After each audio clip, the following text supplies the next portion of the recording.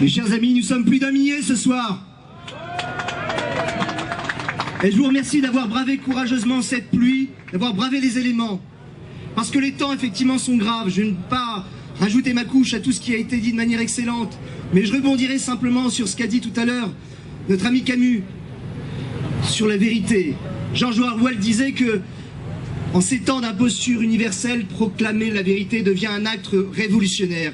Et effectivement, il est important de ne pas nous laisser culpabiliser, comme le disait tout à l'heure Jean-Yves Le Gallou, par les pharisiens des droits de l'hommisme, par des gens qui n'ont aucune leçon de morale de nous donner, des gens qui ont été complices des guerres menées en Irak en 2003, où sous couvert de lutte contre les armes des destructions massives, on s'est livré à un véritable massacre des populations irakiennes, et notamment des enfants exterminés à coups de bombes à fragmentation.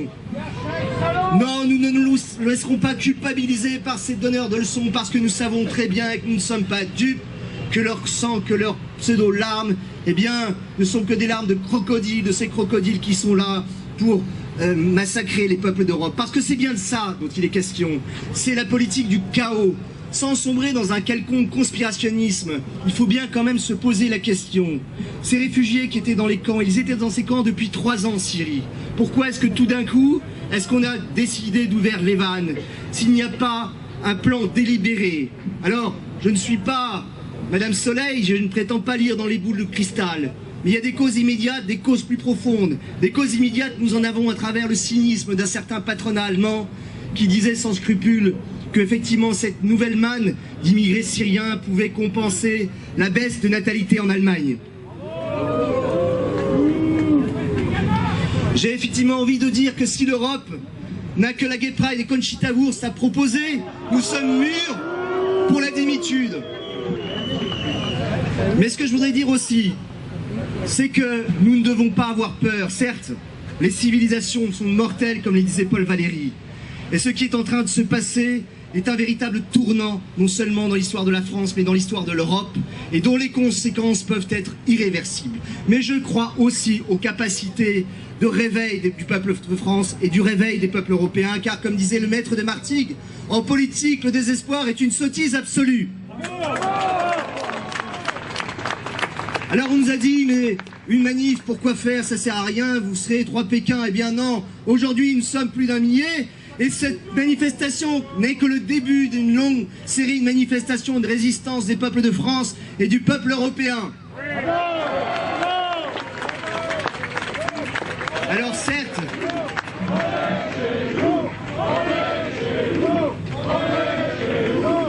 mes amis, nous savons très bien que au regard du gouvernement, notre manifestation n'essuiera que leur mépris. Nous savons qu'il y a 2 ans, plus d'1 million de personnes ont manifesté à plusieurs reprises et qu'ils n'ont répondu que par le plus puissant mépris.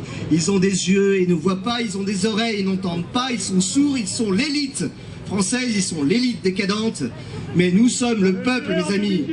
Et le peuple, il y a des capacités parfois enfouies, des capacités qu'il faut réveiller. Et il suffit de regarder l'histoire de notre pays, la France. Il suffit de regarder l'histoire de cette petite femme de 19 ans, Jeanne d'Arc, qui a débarqué en plein royaume pour réveiller un peuple endormi, pour réveiller un roi qui avait abandonné le sens du politique.